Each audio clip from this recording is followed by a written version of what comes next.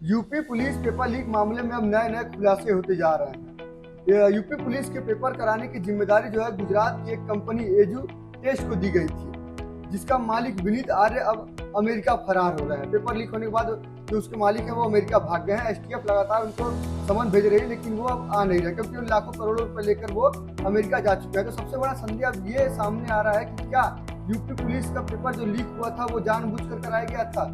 ये भी संदेह हो रहा है क्योंकि जब पेपर लीक हुआ उसके बाद भर्ती बोर्ड के जो डीजी थे उनको हटा दिया जाता है।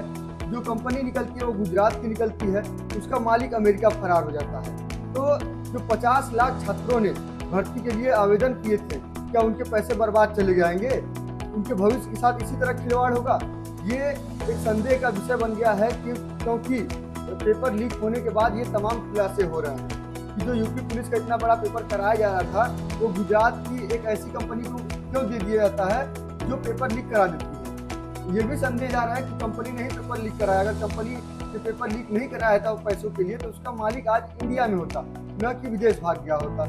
यूपी पुलिस लगातार उसको खोजने की कोशिश कर रही है, उससे कांटेक्ट करने की कोशिश कर रही है, लेकिन मिल नहीं पा रही है। सबसे बड़ा सवाल ये भी उठता है यूपी पुलिस के ऊपर भी, उन्होंने क्यों इतना बड़ा पेपर कराने की जिम्मेदारी गुजरात की कंपनी को दिया था। क्या 50 लाख बच्चों के भविष्य के साथ खिलवाड़ नहीं हो रहा है? ये 50 लाख बच्चों ने जो फॉर्म भरा था तो लाखों करोड़ों रुपए उससे उतरे थे। कंपनी को फायदा हुआ, कंपनी का मालिक यहाँ से भाग गया, अमेरिका निकल गया। अब सवाल ये उठ रहा है कि क्या ये पेपर जानबूझ के लीक कराए गए हैं? नहीं कराए गए हैं तो कंपनी भाग क्यों गई यहाँ से? कंपनी को ब्लैक लिस्टेड तो कर दिया गया, लेकिन मालिक फरार क्यों है? अभी तक वो क्यों नहीं आ पाया इंडिया में? क्यों कोर्ट में पेश नहीं हो पा रहा है?